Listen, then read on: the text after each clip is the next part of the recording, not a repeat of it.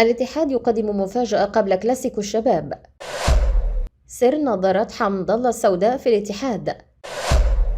كورنادو يوجه رسالة إلى جماهير الاتحاد.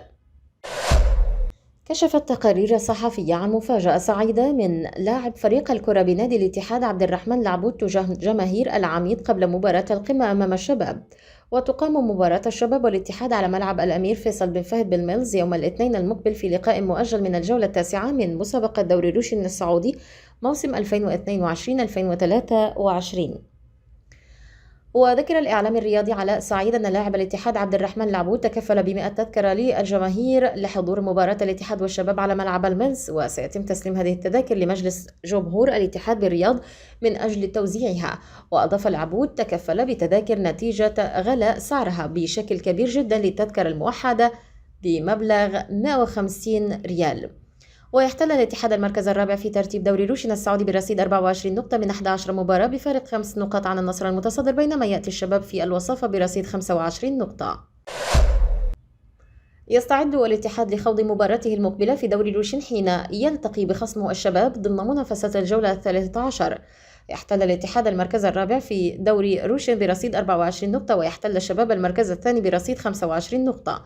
ويظهر نجوم الاتحاد في تدريبات الفريق الأخير للفريق مرتدين نظرات سوداء، وهي أحد أحدث وسائل التدريب التي يضعها نونو سانتو مدرب الفريق في برنامج التدريبات. وتعتبر تلك النظرات ليست شمسية عادية، إنما هي تساعد على رفع ردود أفعال اللاعبين وحراس المرمى بشكل خاص. هذه النظارة تستخدم في التدريبات وتعمل ببطارية، ووظيفتها هي تقليل سرعة الكرة بالمقارنة مع سرعتها الحقيقية. ومع المرور الوقت يتمكن الحارس أو اللاعب من تطوير سرعته في ردود الأفعال، ويصبح ذهنيا أكثر سرعة في توقع مسار واتجاه الكرة. وجه البرازيلي إيغور كورنادو صانع ألعاب نادي الاتحاد رسالة إلى جماهير الفريق الأول لكرة القدم بعد السقوط أمام الهلال. وخسر الاتحاد 0-1 أمام الفريق الأول لكرة القدم بنادي الهلال ضمن منافسة الجولة 12 من مسابقة دوري روشن السعودي للمحترفين 2022-2023. ويحتل العميد الاتحاد المركز الرابع في جدول ترتيب دوري روشن السعودي للمحترفين برصيد 24 نقطة بفارق 5 نقاط عن النصر المتصدر مع مباراة مؤجلة. في هذا السياق اعتبر كورنادو عبر حسابه الرسمي بموقع تبادل الصور انستغرام أن السقوط أمر طبيعي للغاية، ولكن يظل المجد الأعظم في الحياة هو النهوض مجددا. وعن ذلك كتب النجم البرازيلي قائلا: المجد الأعظم في الحياة ليس في عدم السقوط، بل في النهوض في كل مرة نسقط فيها، في إشارة إلى ضرورة انتفاضة الاتحاد والعودة لسكة الانتصارات في المباريات القادمة. جدير بالذكر أن كورنادو يرتبط بعقد مع الفريق الأول لكرة القدم بنادي الاتحاد حتى صيف 2023 مع أفضلية التجديد لموسم رياضي آخر.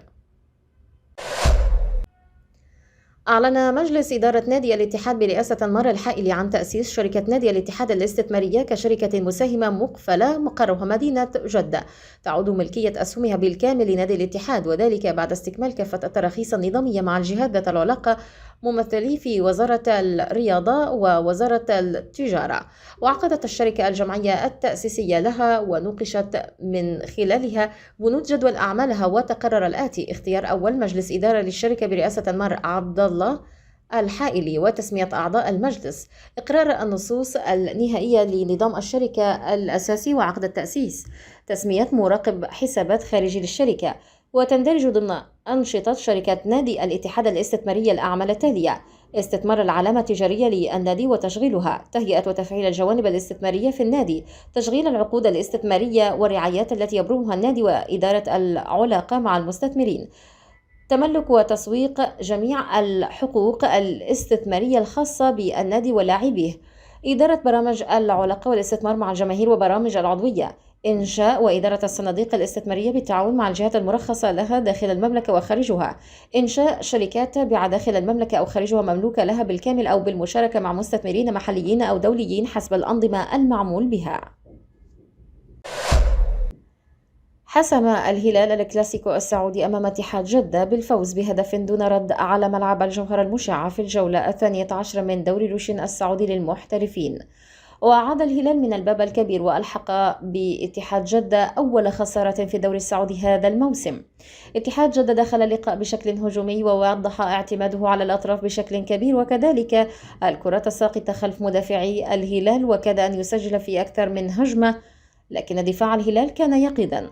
أما الهلال اعتمد على قوة خط الوسط بوجود محمد كينو وغوستافو كويلار وكاريلو الذي صنع الفرق في هجمة الهدف.